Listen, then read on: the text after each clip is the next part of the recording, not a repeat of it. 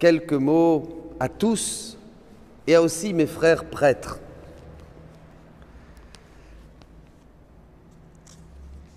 Comme saint Paul me venait cette déclaration, pour ne pas courir en vain, il dut aller voir les anciens de Jérusalem.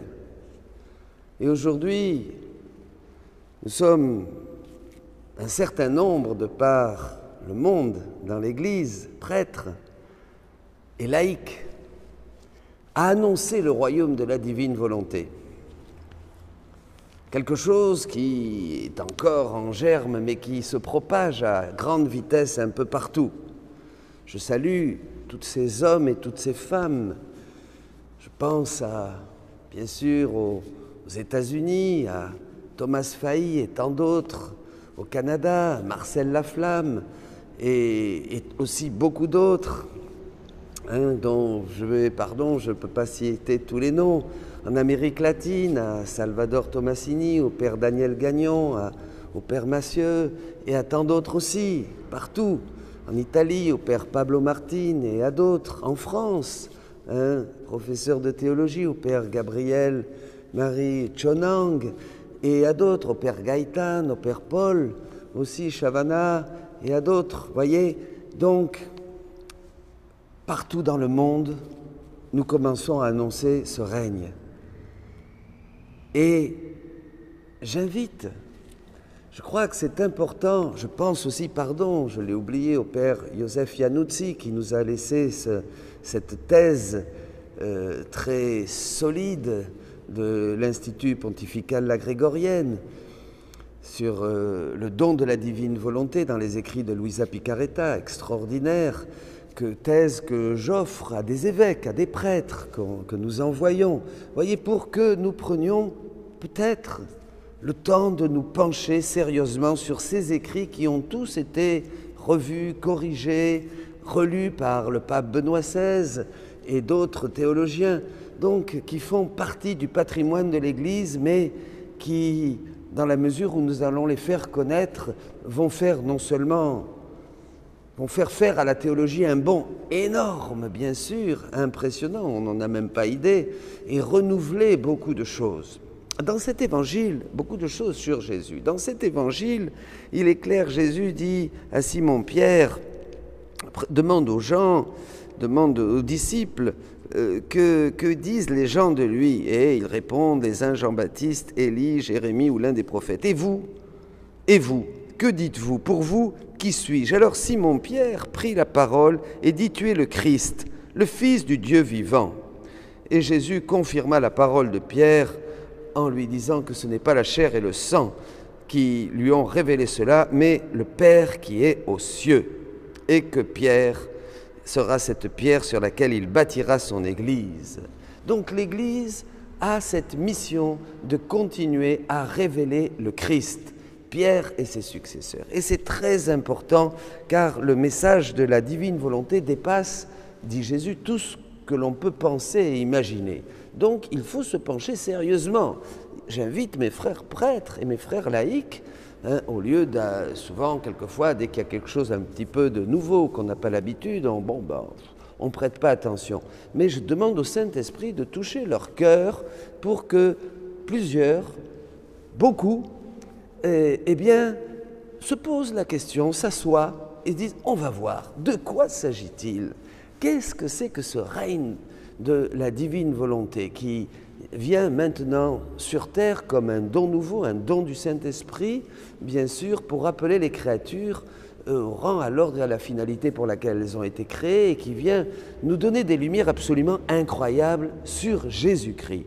Parce qu'on ne peut connaître vraiment Jésus, la vie intérieure de Jésus, la vie intérieure de Marie, que dans la divine volonté. Ça, c'est quelque chose de clair. On ne peut aussi comprendre la finalité de l'homme, appelé à n'être plus qu'une seule chose, une parfaite communion avec la bienheureuse Trinité, que dans la divine volonté. Le don de la divine volonté illumine toutes les Écritures qui deviennent lumineuses. Combien de laïcs, combien d'hommes et de femmes, pardon, j'ai oublié encore des frères prêtres en France qui me reviennent, mais enfin je ne peux pas tous les citer, et je leur demande qui se penchent, qui ont été touchés. Je pense au père Pierre Renard en Belgique, aumônier de chapelain du sanctuaire de Borin. Je pense au père Abel, des frères de Saint-Jean aussi, et à beaucoup d'autres. Pardonnez-moi de ne pas tous vous noter, mais vous êtes tous ces frères, prêtres, et vous aussi laïcs, ces annonciateurs, comme le dit Jésus en parlant du Père Annibale Maria di Francia, de ce royaume qu'il faut faire connaître, parce que si nous le prêchons, c'est parce que Dieu veut le faire connaître et va renouveler son Église. Il dit que son Église resplendira dans la mesure où nous ferons connaître le royaume de la divine volonté, que rien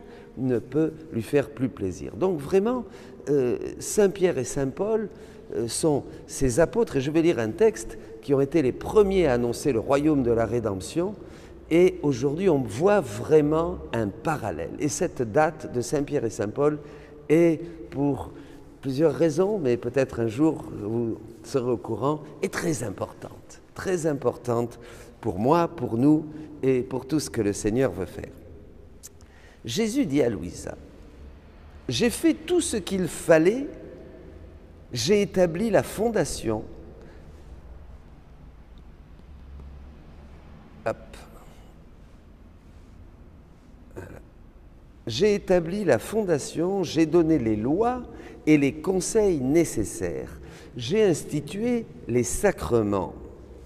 J'ai laissé les évangiles comme norme de leur vie, à nous, les créatures. J'ai enduré des souffrances inouïes jusqu'à la mort. Mais lorsque j'étais sur terre, je n'ai vu que très peu ou presque rien des fruits et de l'accomplissement de la rédemption. C'est important à noter. Après avoir tout fait, et n'ayant plus rien d'autre à faire, j'ai tout confié aux apôtres pour qu'ils puissent être les annonceurs du royaume de la rédemption, et que les fruits des œuvres que j'ai accomplies pour le royaume de la rédemption puissent venir.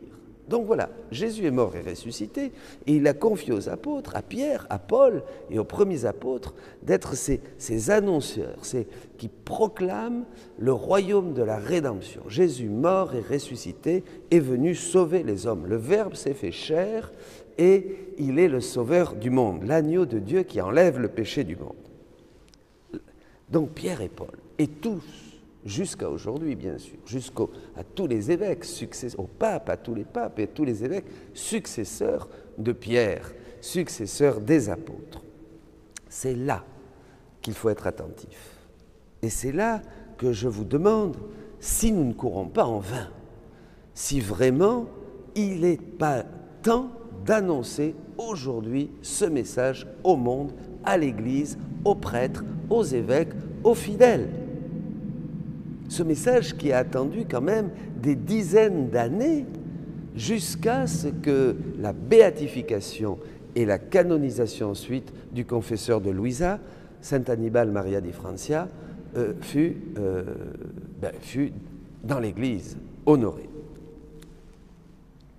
La même chose se passera pour le royaume du Fiat suprême, c'est-à-dire le royaume de la divine volonté.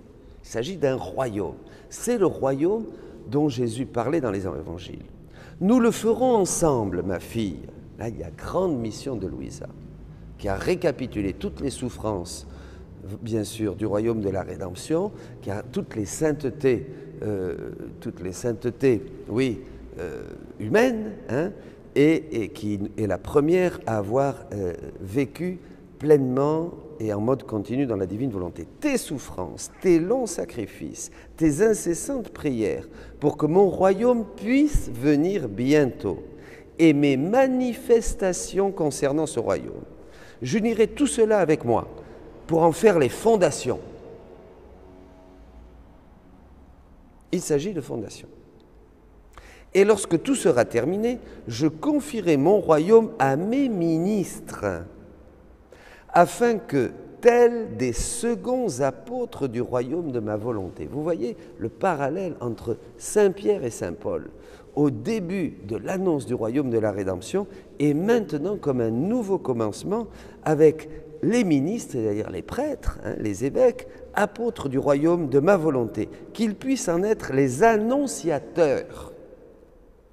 C'est pour ça que je dresse cette exhortation et ce partage d'abord à mes frères prêtres.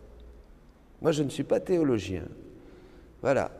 Mais il y en a beaucoup qui sont érudits, qui ont des connaissances et qui vraiment seraient à même de faire progresser ce royaume, puisque c'est l'Église qui le porte dans son sein. Et c'est Dieu qui veut, maintenant, en ces temps qui sont là déjà la frontière, ces temps de changement, ces temps de purification, ces temps de persécution, mais ces temps aussi où il y a ce triomphe qui commence à surgir de partout.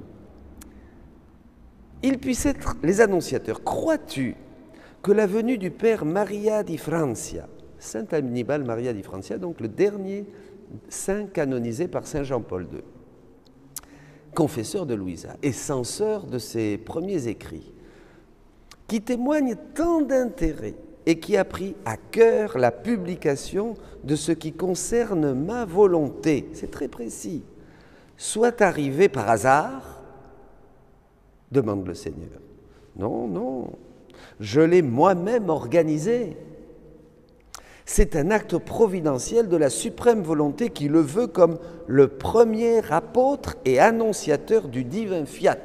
Le premier apôtre et annonciateur du divin fiat. Donc tous les prêtres qui maintenant se décident et qui sont touchés et découvrent la grandeur, la profondeur, la hauteur du message de la divine volonté vont être vraiment comme Saint Annibale Maria di Francia, des annonciateurs du royaume de la divine volonté. Et c'est à nous à annoncer, c'est cela qui va bien sûr renouveler l'Église. Un jour, un prêtre me disait, tu imagines quand tout ça sera annoncé et prêché dans nos églises. Voyez, les enfants de Dieu ont faim aujourd'hui. C'est un acte providentiel.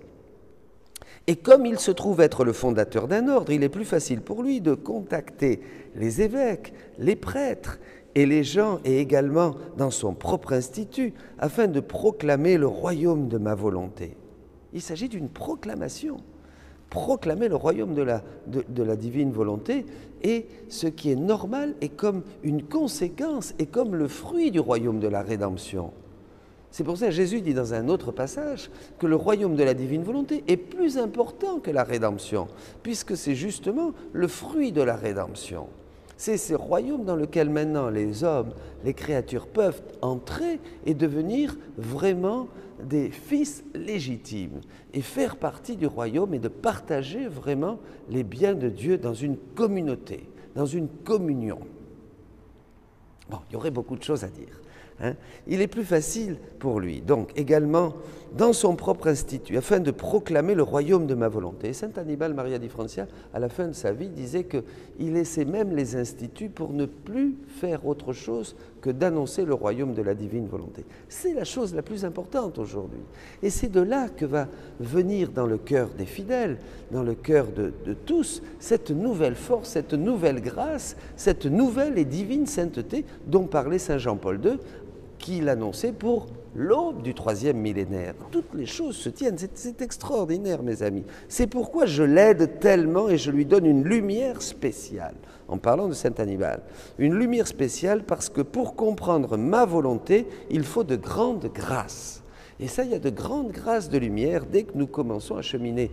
Nous recevons beaucoup de témoignages de frères et sœurs laïcs dès qu'ils commencent à se plonger dans les lumières et les vérités du livre du ciel.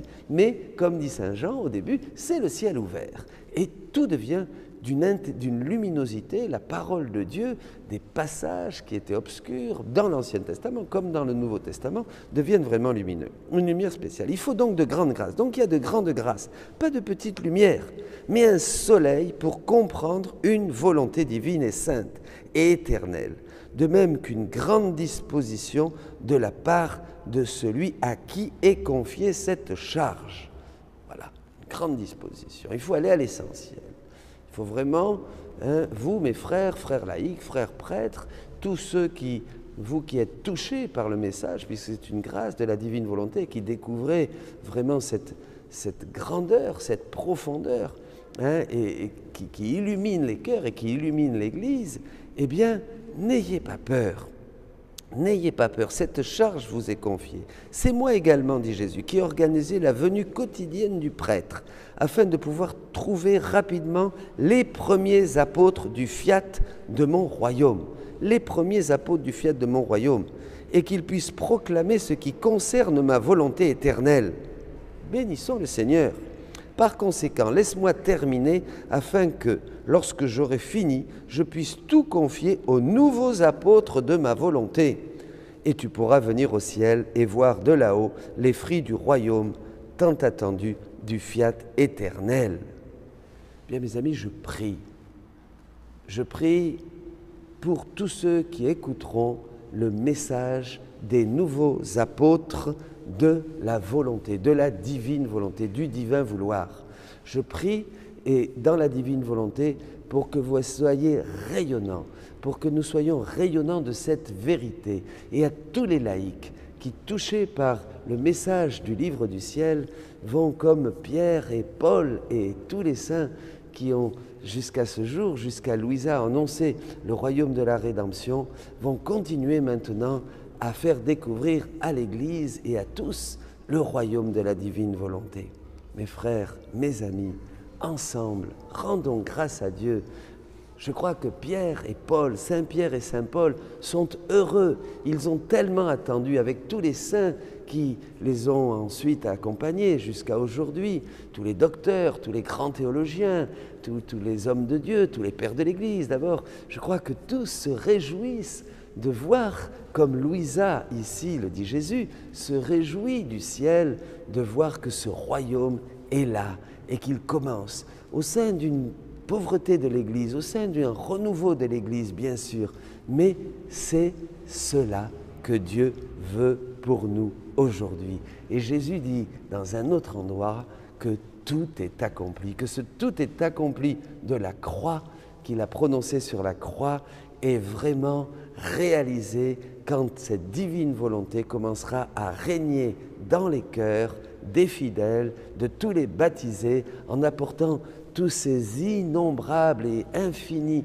fruits de gloire, de grâce et tous les attributs divins, bien sûr, pour que nous entrions dans ce temps nouveau, dans cette grâce nouvelle, et que cette nouvelle Pentecôte visite toute l'Église du Seigneur. Alléluia, gloire à Dieu.